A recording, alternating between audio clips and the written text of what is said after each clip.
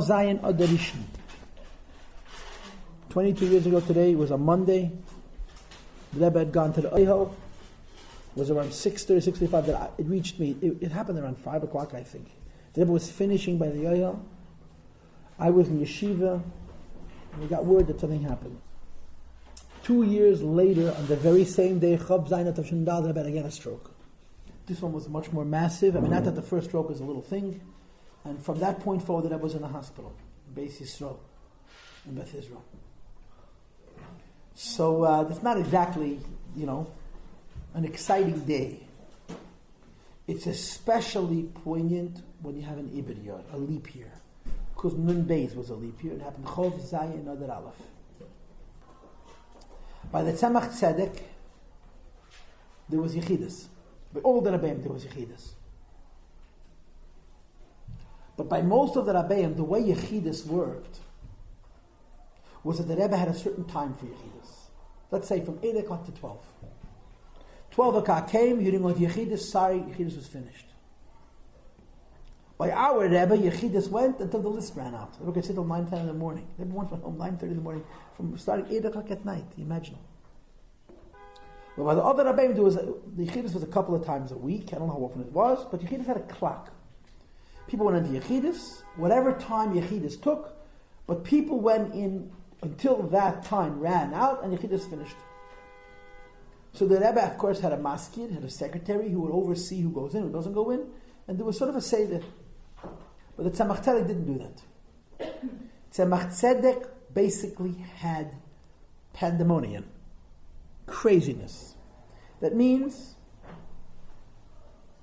the hours of Yechidus were announced, and people came and fought to get into the Rebbe's room. Simple as that.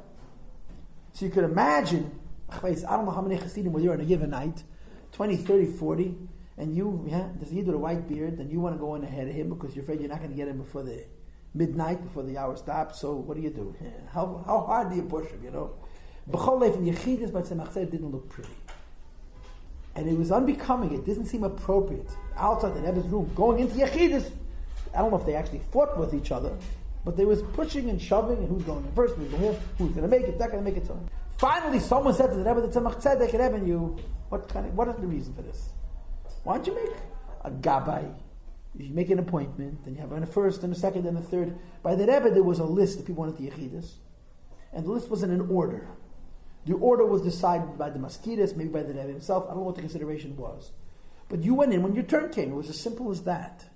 And in some years, when Yechidus was very, very long, there was no secretary. The secretaries would go home. So there was a list, and he would hand the list to the person who's going in next. And he would say to that person, before you go into the Rebbe, give the list to the person after you. And you would hand the list like a baton in a relay race, you understand? Until the last person went in. But at Tzemach Tzedek, there was no list, there was no order, it was chaos. So somebody says to the Tzemach Tzedek, Rebbe, why do you have such a disorder? And the Tzemach Tzedek said the following words, said in Yiddish, Da kommt einer, was ich darf mehr wie mir. Und stupt und stupt und stupt. Stupt sich zu zum Tier. Und mich stupt ab bis zum Wand. Und stupt und stupt und stupt und stupt. Und stupt sich zu zum Tier. Und mich stupt ab bis zum Wand. Und stupt und stupt und stupt bis kommt zu zum Tier und geht zu mir rein. Und der Pfarr darf so sich stuppen. Which means as follows. There's a man who comes here. Obviously a tzaddik nister. That I need him more than he needs me. Tzemach Tzedek said, I need him more than he needs me. Well, he's not making no appointment. So he comes and he pushes. He gets to the door. People see this stranger, this nobody. Boom, he goes flying, yeah? And he pushes, he gets to the door, and he gets in. I need all this pushing, so I should meet this person, otherwise he wouldn't meet. Why does he need pushing? Because this was a tzaddik nister who needed to come into the Tzemach Tzedek unannounced. Nobody should know. He wasn't going to come otherwise. Girls, Torah teaches us that history does not repeat itself. What that means, in other words, you study history, yeah, you learn about the Olam Haza, yeah. What do they always tell you? History, every generation people make the same stupid mistakes. It's the same thing over and over again. The cycle, history repeats itself. Yiddishkeit said history is not repeating itself. Yiddishkeit says history is going from point A to point B.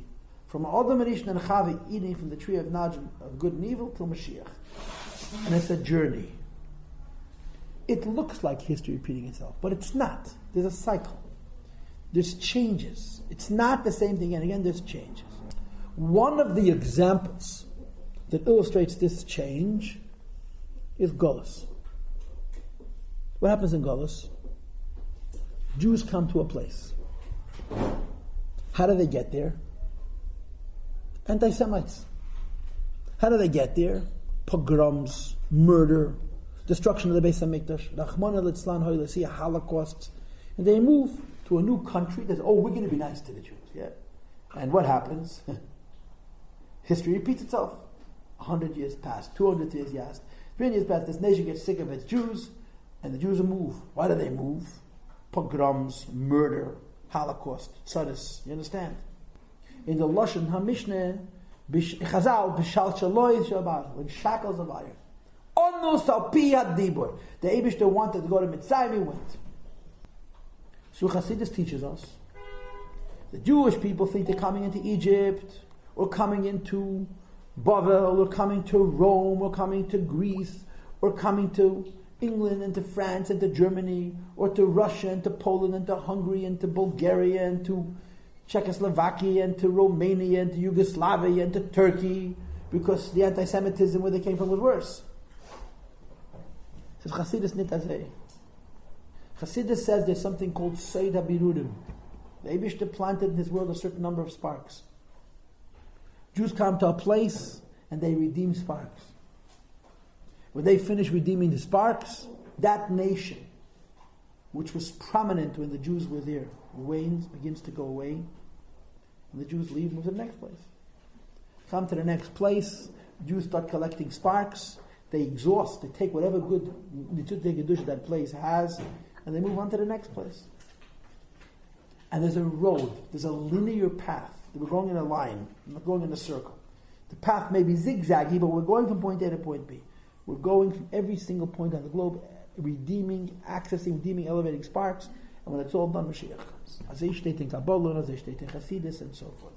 But in Golos, it's not understood so clearly. You know, Hashem wants Yidden to move from Germany into Hungary. Send a Navi. The Navi should come along. You gather all the Yidden together and show says, Koi Amar Hashem, the Berudim in Germany are finished. Move to Poland. That's not what happens. Instead of sending a Navi, he sends a pogrom. Rachmana litzlan. Because it's Golos. And in Golos, Allah is Vestadim. But the Jewish people move from place to place. As they move from place to place, they come to a new place, they elevate sparks, they're done with the place, they move on. There's a compelling story, a really compelling story. It's a small little story, but I think it's such a powerful story. The Baal Shem Tov said, I believe, and the Alter Rebbe repeated, that any time the Polish government demands a tax, a tribute from Jews, they should pay it without protest. When the Polish government comes to you and says, give us gold, which is pure anti-Semitism, you should give it. Don't argue, give it to them. And the Yidden said, why? We're so poor to start with, we suffer so much, the government's such anti-Semites, so why should we give it to them? So again, the Alter Rebbe said, and I believe he said, B'Shem Shalom Baal Shem Tov, that when the Jewish people left Western Europe means Spain, England, France, Germany, from which we had gehakt tzaras, terrible tzaras. No country in the world wanted them. Why not? When the Jews come to a place, they settle down, the place becomes rich, they take every tiny bit of godliness in the place, and then they check out and the place collapses. Who wants to have Jews coming into Poland? Jews come into Poland, so Poland's going to become rich for a while, and then the Jews are going to leave, and Poland's going to become what Poland is today, Gunish. Keep the Jews out. Who wants Jews? There wasn't a nation in the world that wanted to take Jews. Is Yekumens again the Malach from Poland? I said, Alter Rebbe gesagt. The Malach of Poland came along to the Beis Shemal and said, I'll take the Jews. If the Jews will give me a pile of gold. How big a pile? enough gold to cover sus v'reichvei, a horse and a rider. A pile of gold. How high is this horse and a rider from the ground? 10 feet, 12 feet, 13 feet, whatever it is. A pile of gold that big.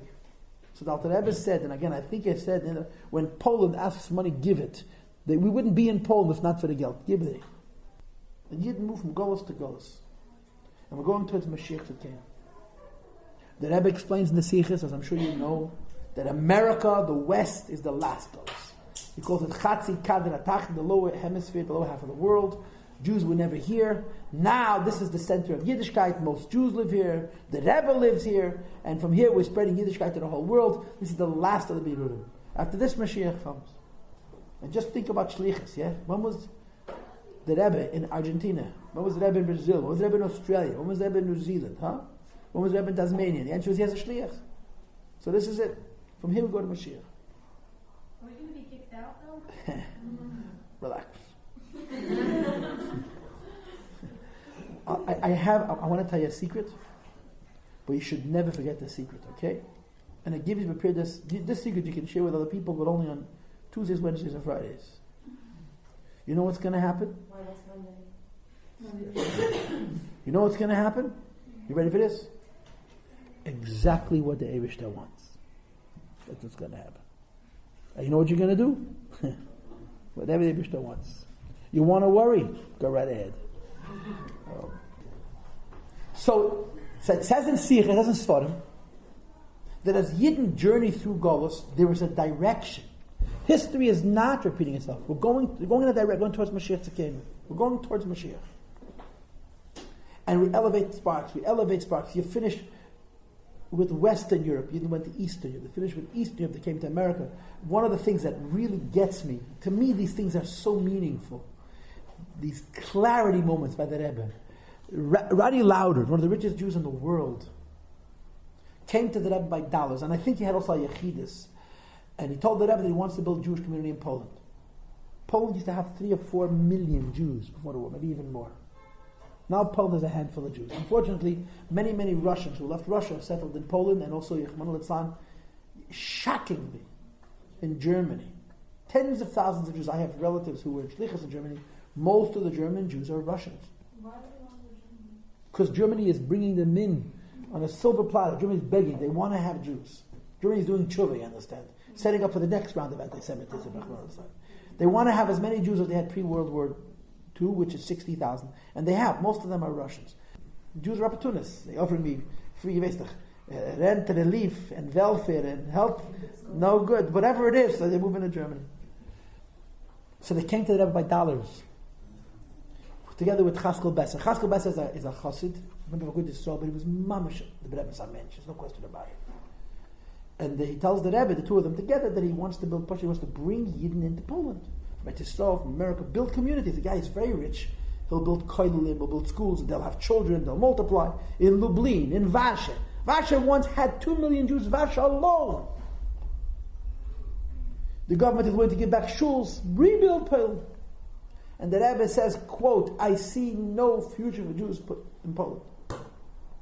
If you want to invest your money, help the Jewish people who are still living in Poland, but the idea of bringing Jews back into Poland, I don't see. So what did Rani Lauder do? He brought Jews back into Poland, exactly like the Rebbe told him. Because he's smarter. Now what's the pshat? What's the pshat? Why did the Rebbe say, I need so few Jews in Poland? So the practical people will say, because the Rebbe knows that Polish are engaged in anti-Semitism, and they are. The Slavs are very big anti-Semites. The Russians, the Poles are big anti-Semites. Not that the Germans are particularly nicer, but the Poles are very big anti-Semites. Why would a Jew go live in an anti-Semitic country? That's a practical solution.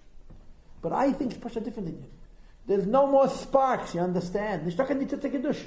Why are you not allowed to go back to Mitzrayim? It's a Pasuk in Chumash. You're not allowed to go back to Mitzrayim. Why not? Because there's nothing for a Jew to do in Mitzrayim.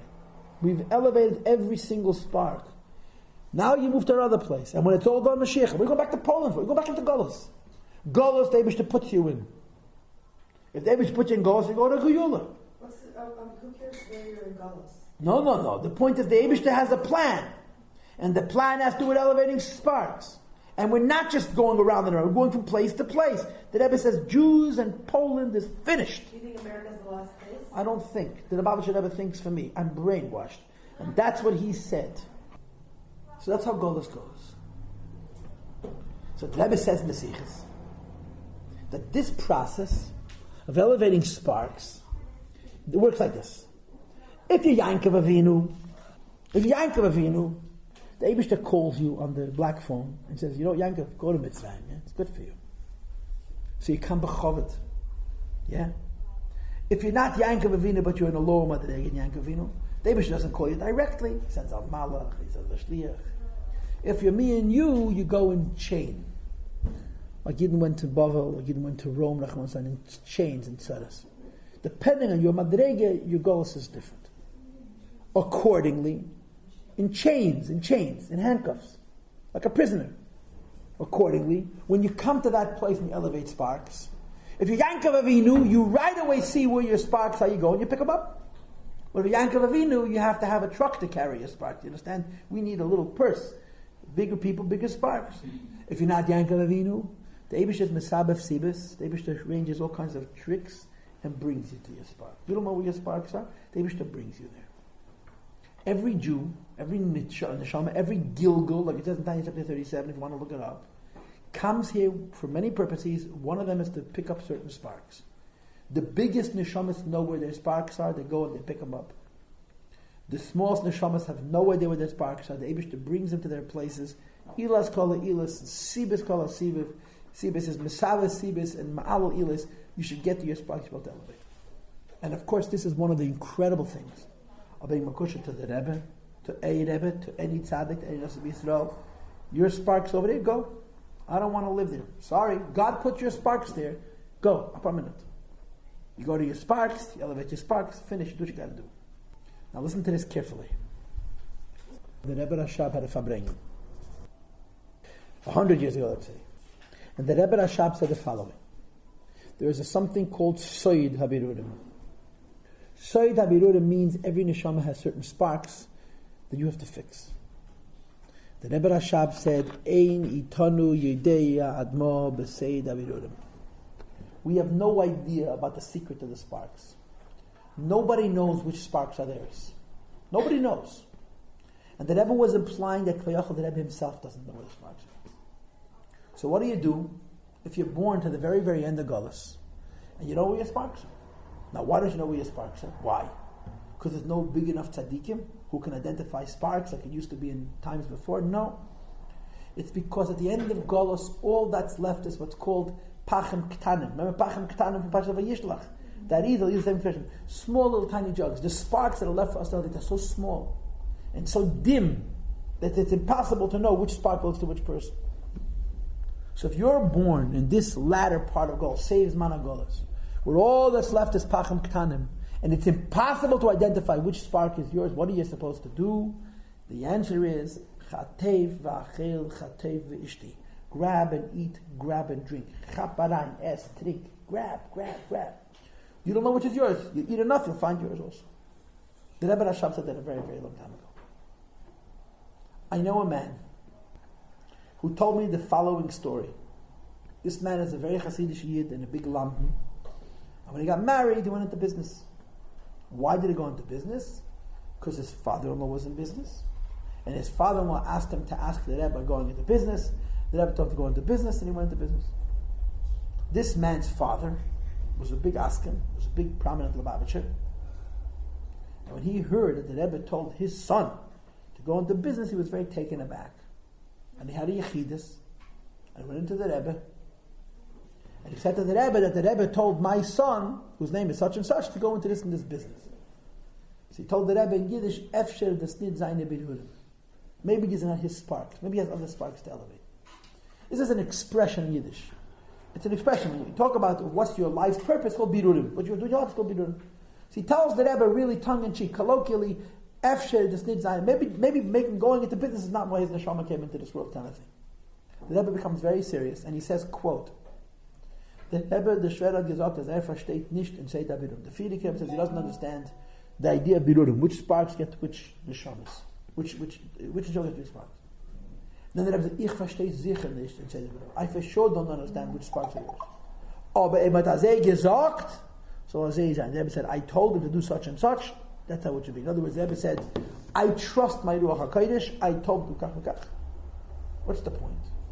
The point is that we live in an age where the idea that we're going towards Mashiach, and that it's a linear direction, moving from point A to point B, traveling the globe in the most complicated twists and turns, and somehow we're gathering sparks and moving from place to place till the end of time.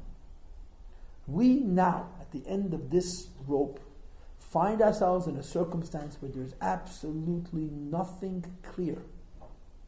We don't know, and apparently nobody knows, what sparks go into which neshama. It's a big, big mishmash. It's a big confusion. It's a big entanglement. Why?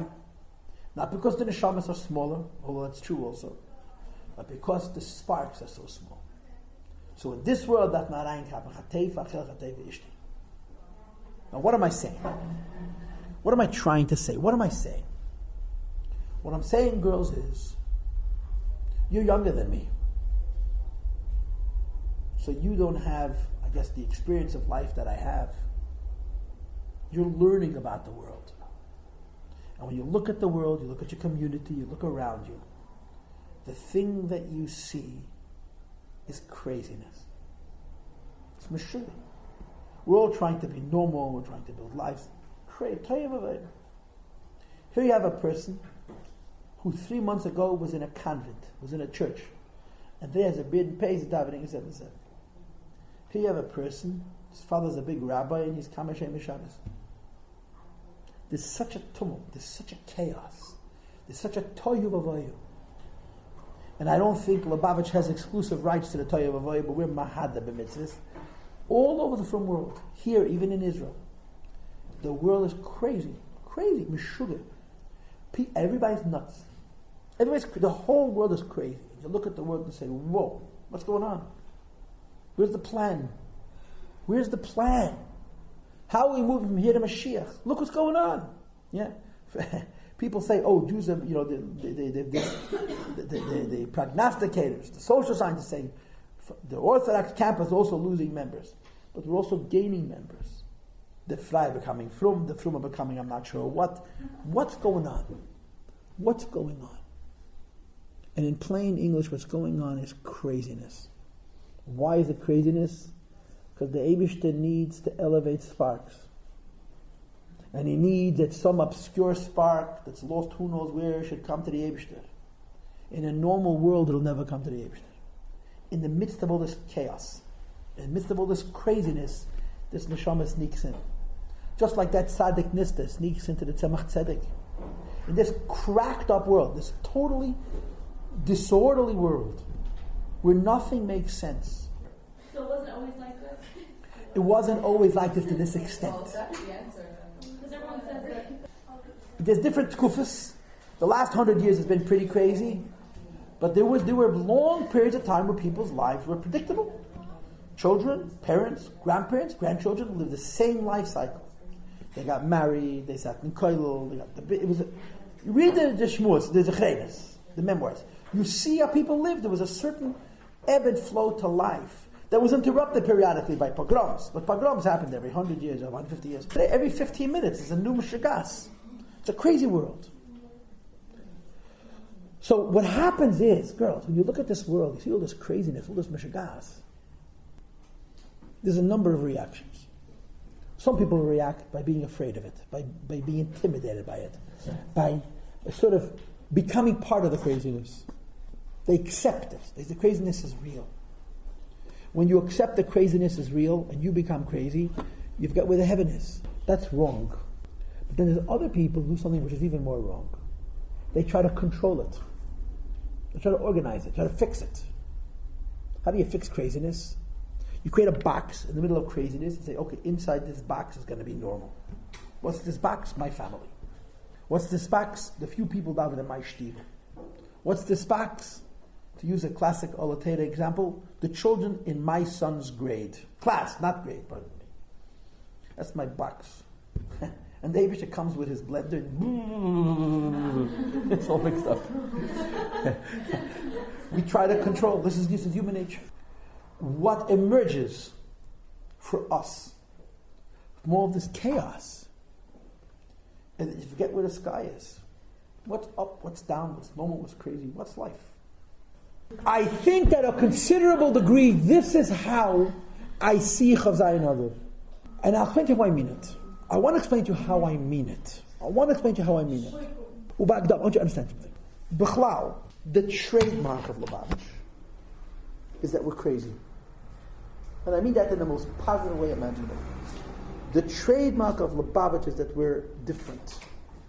How is Lubavitch different? How is Lubavitch different?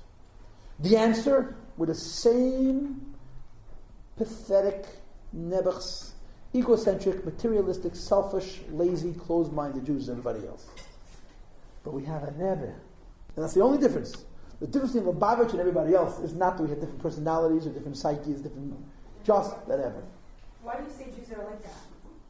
Because Jews are people, and that's how people are. You'll hear me, you'll understand what I'm saying.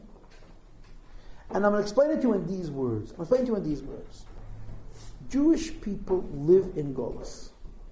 We're in Golos. We're in Golos in America, we used to be in Golos in Russia, or in France, or in Germany, or in Poland, or in Hungary, or whatever it is. And before that we were in Golos someplace else. What do Jews do when they come to a new country? What do Jews do when they come to a new country? What do they try to do? Build a life. Build a life. And in this respect, Jews are the most amazing people in the world. Amazing! Jews suffer.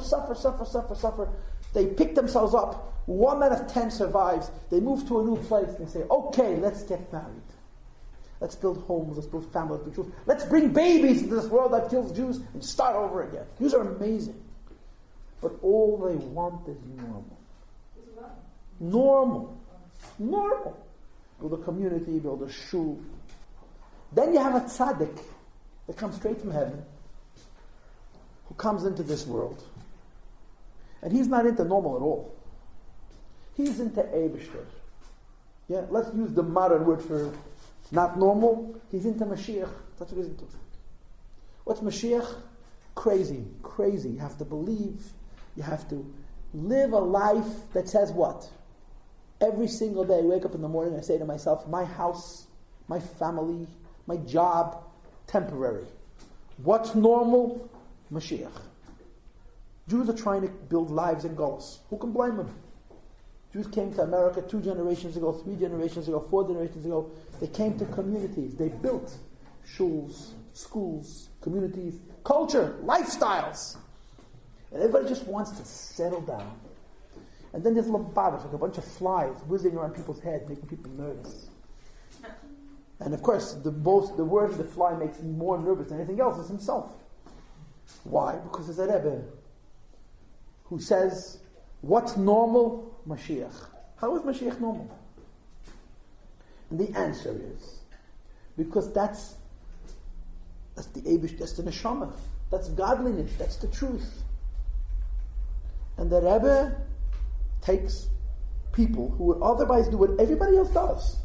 Build normal communities and normal schools with everything is normal, and makes a group of people. What's the operative word? Different. Crazy.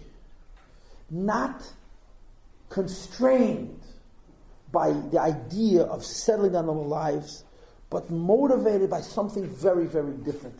Motivated by something very, very high. Something very lofty, something very, very holy. So I'm going to tell you a story about the Rebbe. But this story happened with the Rebbe 200 years ago. Same Rebbe, same story. Once upon a time, they came to arrest the Rebbe. And they were going to take him away in a black chariot. And everybody knew that if you go away in the black chariot, there's a very serious likelihood that you're not coming back. So the Rebbe ran away, and he met a chassid by the name of Shmuel Munkes. And the Rebbe said to him, Shmuel Munkes, should I be arrested? Or should I leave Russia and go to Germany? And Shmuel Munkes says, go get arrested. Go to jail. So the Rebbe said to Shmuel Munkes, but it's a sakana. I could lose my life. So Shmuel Munkes said to the Rebbe, has a chayner in you. You took thousands of people and ruined their lives. How? Mashiach. You ruined their lives. If you're a Rebbe, if you have a right to do that to people, No bullet can hurt you. If you're not a Rebbe, you deserve it. Who gave you the right to ruin the lives of so many people? You understand? This is what a Rebbe does. A Rebbe always do this. A Rebbe is a tzaddik. He's a godly man. Normal to him is Eibishter. Normal to him is Amunah, Ava, Yira, Yiddishkeit. Normal to him is not a house and a job and a car and a neighborhood and a school and friends. Everyone dresses the same, everyone talks the same, everyone knows each other, we exclude others. A Rebbe, Neshamis. And when you look at Jewish Neshamis, whether the Neshama is black or white or green or purple or red or else, it's all the Neshamis. Long hair, short hair, no hair, tattoos, earrings, it's Neshamis. It's not normal. But we're not the Rebbes, we're simple people, very simple people. But we're Hasidim. We're in the Rebbe's sphere. You understand? He's made us so crazy. But somehow, the craziness itself had a certain amount of order to it. The craziness itself had some kind of a order. It was normalcy. What was normal? There's 770, there's the Rebbe, there's dollars, there's Farbrengens, there's answers. If you step out of line, you get a slap on the wrist. So as crazy as being connected to the Rebbe is, and it's not the fact being connected to the Rebbe is just crazy. Being connected to the Rebbe has an expectation of not being normal, an expectation of l'chatchila Rebbe, expectation of going beyond yourself and so forth. Yeah, but there was a certain order to it. Then all of a sudden, the craziness itself is crazy. You know what it means? The craziness itself is crazy. The craziness itself means we're not even sure. So if I want to be crazy the way the Rebbe wants me to be, I'm not even sure what that is. I want to be a chassid of the Rebbe. So what am I supposed to do? Chav Zayin Ader made the crazy crazy. You get what I'm saying? How to make the crazy crazy? Because we're not even sure where the sky is. We're Lubavitch Chassidim. It's so many years since Gimel Tammuz, and not we lost our minds. We are trying to figure out how to be Chassidim. We're trying to figure out how we can fulfill what the Rebbe made from us. And it's very, very disorienting. It's very, very confusing. So what do you want to do? What do you do? What do you b'chlal do when life is not orderly? Huh? What do? You clean it up. You fix it. You organize it. You make it normal. At what cost? At what cost? What happens when you try to make it organized, make it neat? No, you want to control it. At what cost? What is the price we pay for trying to make our lives normal? What's the cost? The cost is we lose our identity as Hasidim. We lose that special magic, that special energy, that special spark, that special craziness that defines us as Hasidim. Why do we lose that? Because we want to control our world. We want to make sense out of it. When you want to make sense out of your world, you have to limit it. You have to organize it. When you want to limit it and you want to control it, within the framework of that space, there's no room for such things as neshama, as amunah. There's such a thing. There's room for planning and organizing and being realistic and being down to earth. In plain words, is Lubavitch thinking about what Lubavitch is going to look like in 50 years? No. Lubavitch isn't thinking what Lubavitch is like tomorrow. It's not normal. So how do you balance that? It's not normal. Why is it not normal? When is Mashiach to come? You go to Skver, to Bubba, to Vishnitz, to Lakewood, go any place in the world, they all have plans. What's our plan? Mashiach is coming. What kind of plan is that? What kind of plan is that? And the Rebbe had this plan 63, 64 years ago. And he sold this plan to us, and we bought it. You understand? You want to hear a funny story? And the truth of the matter is, this is a story with a happy ending, with a revealed happy ending. But you watch it by dollars, and you could laugh. The only reason you don't laugh is you don't understand how ridiculous it is. A guy comes to the Rebbe, he's selling Israeli bonds. You know what Israeli bonds means? Taking your money, flushing it down the toilet. Is we invest in Israel? Who's buying Israel bonds? You want to buy bonds? Buy American bonds, buy Chinese bonds, Israel bonds. And he comes to the Rebbe, he tells the Rebbe the truth. Nobody wants to buy Israeli bonds. Why?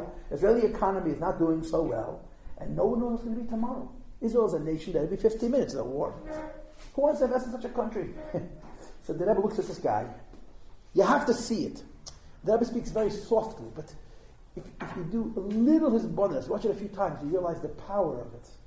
The Rebbe looks at this guy, and he says, I give you a bracha that you should choose the line that the best place in the world to invest is Israel.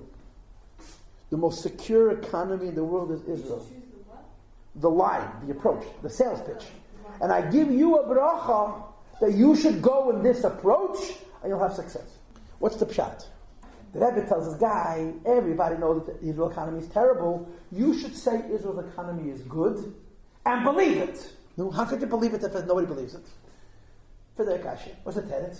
You have to make yourself believe it. You can't make you have to believe it. But you know the Israel economy isn't dead. So that I'm giving you a bracha, they should be able to sugar it. That's plain English. That I am giving you a bracha to believe that Eretz HaKodesh is a holy land. And Eretz HaKodesh is a special bracha from the Meibishter. So of course the best economy in the world is Israel. There's not an economist on the planet who says it. They verstehen nicht economy. Everybody's stupid.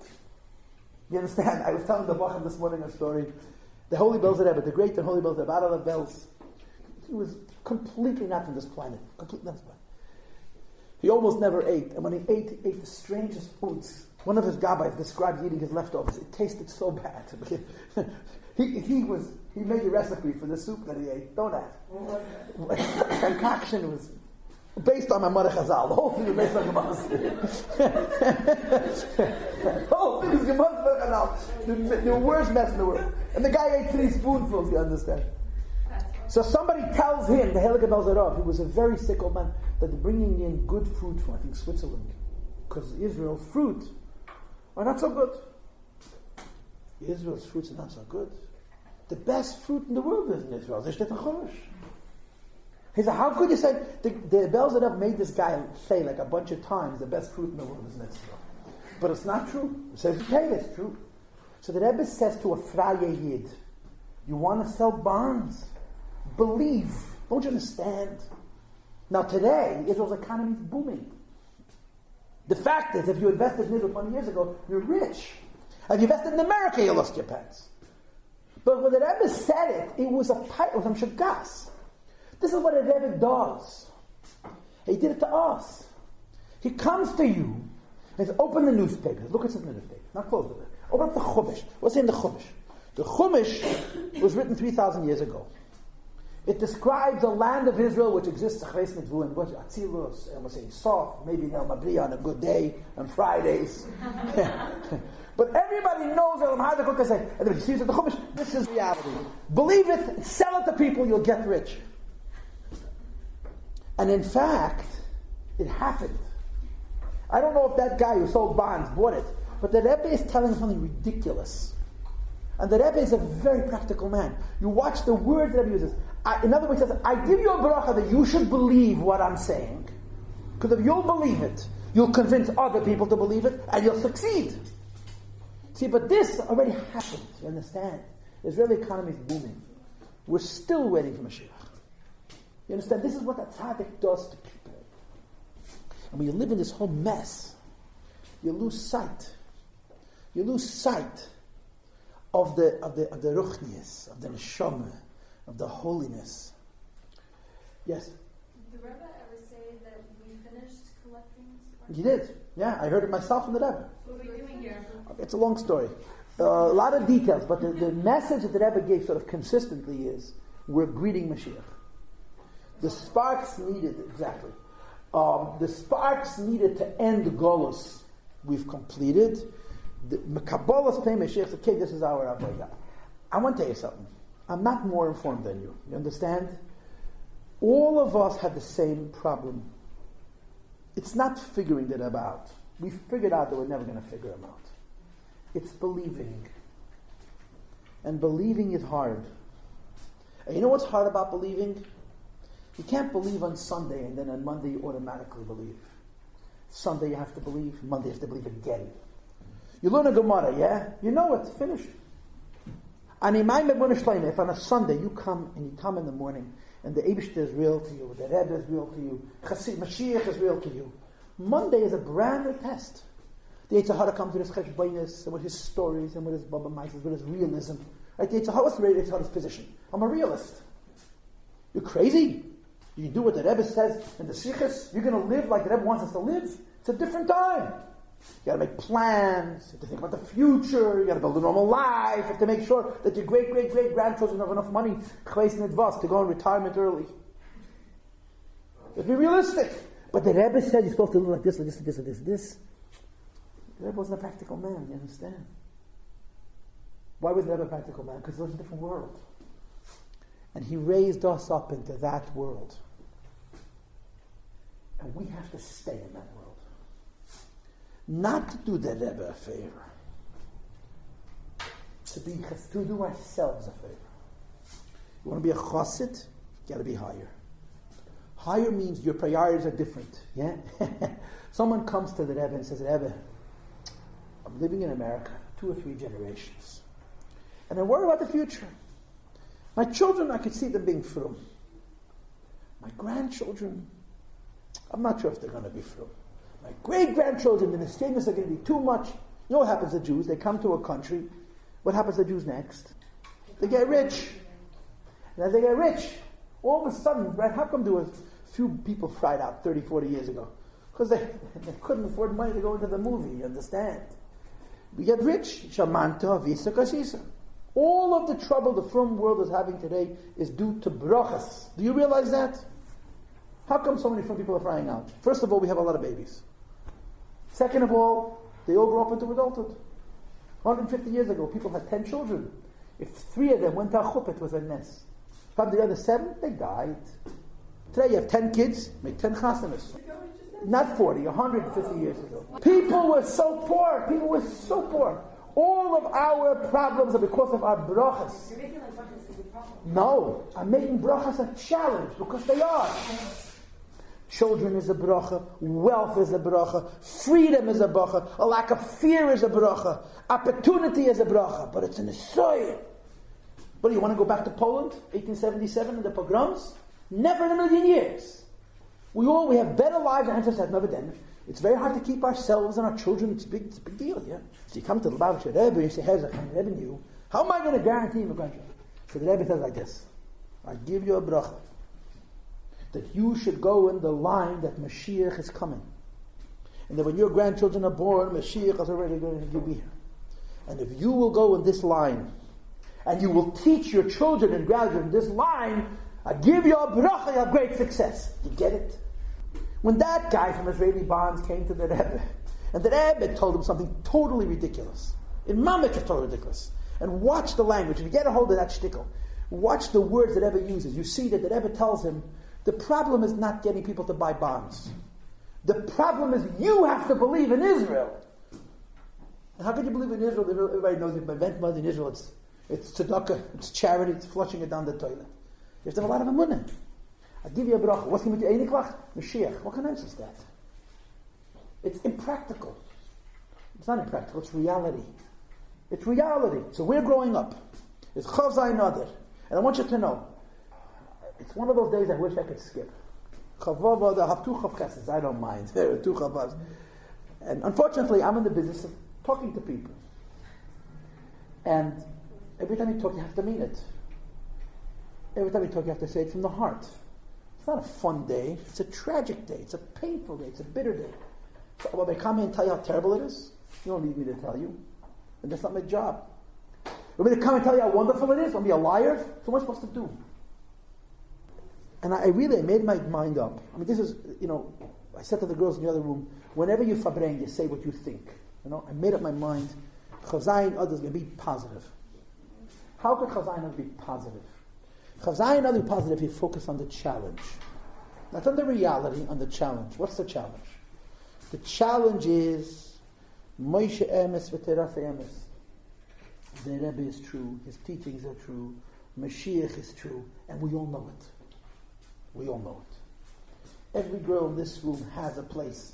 Maybe by some it's 10 layers below the surface, by some it's 5 layers below the surface, by some it's 3 layers below the surface, by some it's on the surface, and by some it's 10,000 layers. We all know in our heart of hearts this is emes. And now we have a choice. We can be realistic, or we can be Hasidim. There isn't a middle ground. There isn't. Being realistic means being normal. Controlling our world. Create a little box. And be normal. Or you can be Chassid. What's a Chassid? A Chassid, the Rebbe tells him, go tell people the blessed place to invest is in Israel. And he believes it. And he goes and he tells people the best place to invest is in Mashiach. And he believes it. And if you believe it, it's real. If you don't believe it, then who are you convincing? You have to convince yourself. In other words, Baal Shem Tov came along. Shem Tov came along, yeah? What was the great revelation of the Baal Shem Tov? Exactly what was the revolution of the Baal Shem Tov? Huh? What new idea, what crazy idea, what was the word that the Baal Shem Tov used for Mashiach? Neshama. You look at a Jew, he's sitting and learning, and he's davening, he has nice payas and a beautiful beard, and there's a nice community. That's not who he is. But the Neshama. And then you see another Jew with long hair and tattoos and earrings, and this Neshama is better than this Neshama. That's how he is. But there's another aspect to it. And the other aspect to it is, Afapi Shachata Yisraelu. Every Jew has a Neshama. Including, what are you supposed to say now? Me. I have a neshama. Don't be frightened to have a neshama. You could be a Lubavitch have a neshama also. Even the Yid in Williamsburg has a neshama. He's talking very frum, but underneath that is a neshama. What's the neshama? The neshama is Mashiach. The neshama is a connection to the Eibush that's not thinking about how my grandchildren are going to be frum. The demographics, the social scientists, all the experts. Since when are Jewish people judged by experts? Our entire identity is not normal. And as Rebbe raises you up, in the last 22 years, this raising up has become itself crazy. This is the challenge we all face. You're much younger than I am. Right? I'm not a fool. But at the same time, you're not fools either. You get it. You know what Lubavitch is. And you have a choice. You know, I was in Florida about 2 months ago, Yitzvat. And I sat with Bachrim, a little older than you. And their taina to me is, what's the future of Lubavitch? And I said to them, Hezekiah, the future of Lubavitch is none of your business. You know what you make of it? The only thing that's your business is your future. Don't sit in Lubavitch and be miserable. It's stupid. In other words, you're a Lubavitcher. Why? Why? Because they won't let you into Lakewood. Why? Because in Williamsburg you're going to kick you out, you don't have to pay us. Why? Why are you in Lubavitch? I understand. We're all born here, our family, our culture, our friends. I understand. But ultimately, why are you in Lubavitch? Because you know that Rebbe is real. So you're going to spend your whole life complaining? Feel the whole life complaining that Rebbe is not fair, the Eibush is not fair. I was born after Gimel Talmud, it's not fair. That's how you want to be Lubavitch. The whole Lubavitch is going to be a pity party. I have a neshama, but I can't access it. So I believe in Mashiach, but I'm an apokritis. That's a life. Or you're going to say to yourself, this is real. It's a challenge. It's hard. It's very hard. But what the truth is, we know. And instead of fighting with myself, instead of insisting on being realistic, insisting on making a box that I can control, let your neshama come out. Be a chassid. A chassid believes. A chassid is happy. A chassid is energetic. I told the girls this. A chassid is, the neshama is free. Does anybody know what the word free means? Free means that I'm about to finish and you can leave the class. Does anybody know what the word free means? Does anybody know what free is? Listen, if there's anything I'd like you to remember as long as you live from my teacher, listen to this one line. Free means to tell yourself to do something and actually do it. That's it. Free means, oh, is that free? You're laying in bed, it's 5:45, the alarm rings, you say, Bracha, get up. And you get up, you're free. The alarm rings, it's 5:45, and you say, Bracha, get up, you go back to sleep, you're a slave. Now who's holding you in bed? Who? Yourself. So what's freedom? Freedom is the ability to do what you want. That's the Rebbe. That's Mashiach. That's freedom. That's Yiddishkeit. That's what makes us different. We have that inside of us. We have excuses. We can't afford to make them. We never could afford to make them. We should be Hasidim. In other words, I remember Chavzayin Mother. I hate this day. I don't like it at all. I really wish I could get for 36 hours I have a mysterious cold, you know what I'm saying? But this one has to be said. What has to be said is the Eibishter gave us in the Soya. The Eibishter is not mad. And the Rebbe doesn't make any mistakes. And Mashiach is going to come. And now we have two choices. We can live in this reality and be miserable.